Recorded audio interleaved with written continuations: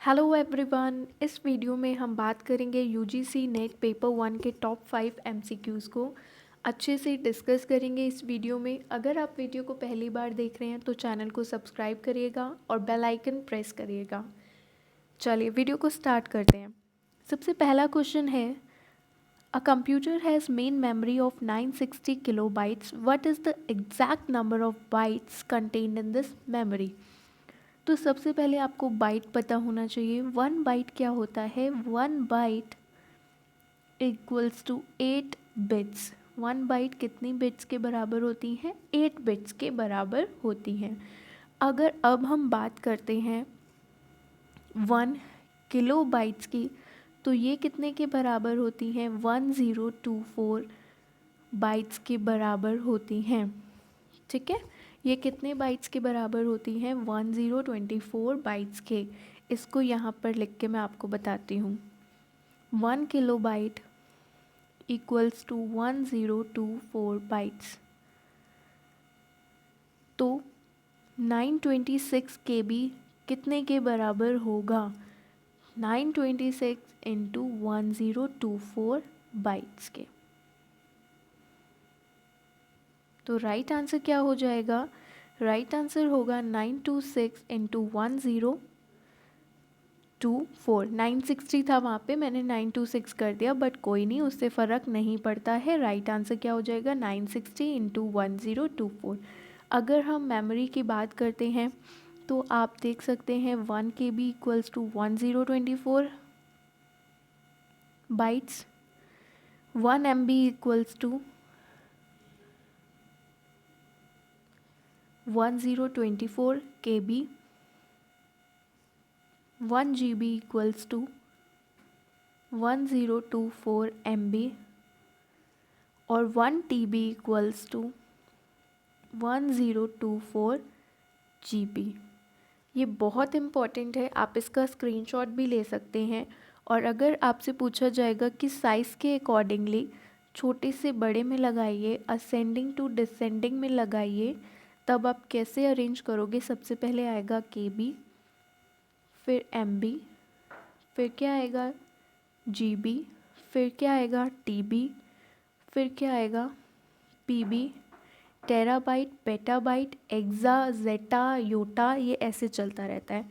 और अगर आपसे पूछा जाए कि सबसे हाईएस्ट कौन सी होती है, तो आपका क्या आंसर होगा? हाईएस्ट मेमोरी जो होती है वो होती है जियोबाइट। कौन सी होगी?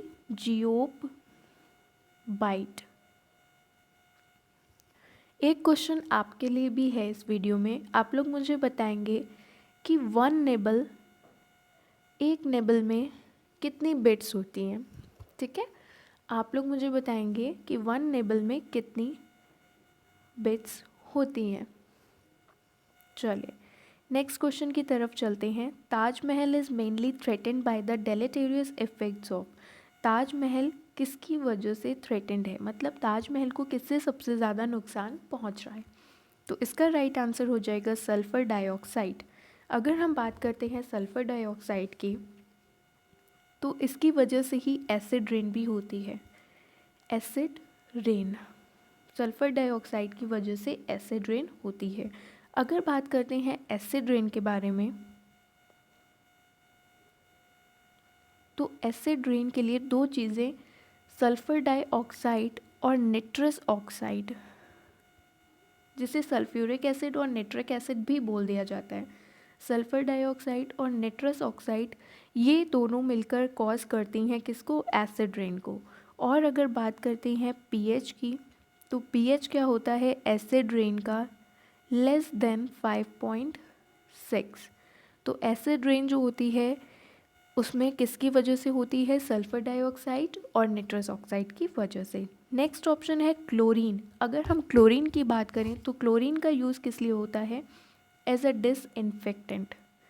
स्विमिंग पूल वगैरह को क्लीन करने के लिए, गंदे पानी को साफ़ करने के लिए किसका यूज़ होता है? क्लोरीन का। और ऑक्सीजन तो आपको पता है कि लिविंग बींग्स को ये चाहिए ही होती है। नेक्स्ट चलते हैं, Montreal protocol aims at. Montreal protocol में किस पे सबसे ज़्यादा फोकस दिया गया है? तो मॉन्ट्रियल प्रोटोकॉल में सबसे ज़्यादा फोकस दिया है phasing out ozone depleting substances, जो ऐसे सब्सटेंसेस हैं जिससे कि ओजोन लेयर को नुकसान पहुंच रहा है उनको फेज़ आउट करना, मतलब उनको ख़त्म करना। तो मॉन्ट्रियल प्रोटोकॉल कब आया था? 1987 में ये साइंड हुआ था बेसिकली, और 1989 में ये क्या हुआ था? लागू हुआ था। अगर हम बात करते हैं ओजोन लेयर के बारे में, तो ओजोन लेयर की बात करते हैं तो ओजोन लेयर कहाँ पे पाई जाती है? स्ट्रेटोस्फीयर में। ओजोन डे कब मनाया जाता है? 16 सितंबर को मनाया जाता है, क्योंकि इसी दिन मॉन्ट्रियल प्रोटोकॉल को साइन किया गया था। और अगर हम बात करते हैं ओजोन के बारे में, तो ओजोन जो है इसको कौन सी, ये क्या काम करती है बेसिकली? ओजोन लेयर क्या करती है? जो यूवी रेज होती हैं उन्हें एब्जॉर्ब करती है। Absorb ultra violet rays, UV rays को एब्जॉर्ब करने का काम कौन करती हैं? Ozone layer. अगर ओजोन लेयर नहीं होगी तो ये यूवी रेज ह्यूमन बींग्स को भी नुकसान पहुंचाएंगी और प्लांट्स को भी नुकसान पहुंचाएंगी। अगर ozone layer in UV rays को एब्जॉर्ब नहीं करेंगी तो फिर क्या नुकसान होगा? सनलाइट, सनबर्न हो सकता है और स्किन कैंसर हो सकता है। ये चांसेस होते हैं अगर ये यूवी रेस की किरणें डायरेक्ट हमारे ऊपर पड़ती हैं, तब हमारे लिए ये क्या नुकसान करेंगी? या तो स्किन कैंसर हो सकता है या सनबर्न हो सकता है। और अगर हम बात करें कि ये ओजोन लेयर को सबसे ज़्यादा जो डिप्लेशन कर रहा है वो कौन सी गैसेस करती हैं? ओजोन लेयर डिप्लेशन में सबसे ज़्यादा रोल जो प्ले करती हैं वो कौन सी गैसेस हैं? वो हैं CFC, क्लोरोफ्लोरोकार्बन। ये बेसिकली कहाँ से निकलती है? रेफ्रिजरेटर से।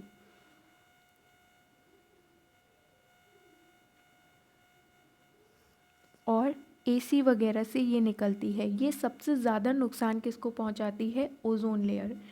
और मैं अगर आपको बताऊं कि ओजोन लेयर की मोटाई को, थिकनेस को हम किस में मेजर करते हैं, किस यूनिट में मेजर करते हैं? तो वो यूनिट क्या है? Dobson unit. किस में मेजर करते हैं? डॉप्सन यूनिट में हम मेजर करते हैं। तो आई होप ओजोन लेयर से रिलेटेड ये क्वेश्चंस आपको अच्छे लगे होंगे। नेक्स्ट चलते हैं अगले क्वेश्चन की तरफ। The convenient place to store contact information for quick retrieval in email is address book. इसका राइट आंसर क्या हो जाएगा? Address book. अगर बात करते हैं ईमेल की, तो ईमेल की क्या फुल फॉर्म होती है? Electronic mail.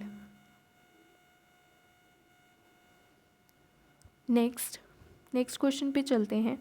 Which of the following is an online store house of all academic awards like certificates, diplomas, degrees, marksheets? ये क्वेश्चन बहुत इंपॉर्टेंट है।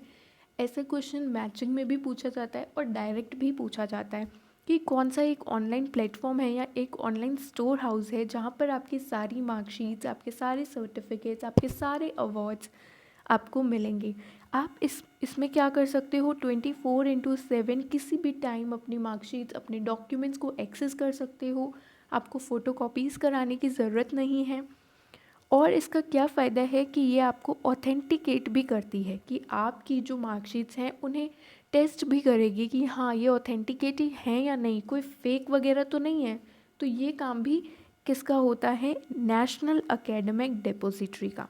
नेशनल एकेडमिक डिपॉजिटरी में आपकी मार्कशीट्स, आपकी सर्टिफिकेट्स, आपके डिग्रीज, मार्कशीट्स का ऑनलाइन स्टोर हाउस होता है। जो भी इंस्टीट्यूट होता है वो डायरेक्ट इसमें अपलोड भी कर देता है। आप किसी भी टाइम जाके अपनी मार्कशीट्स को एक्सेस कर सकते हो।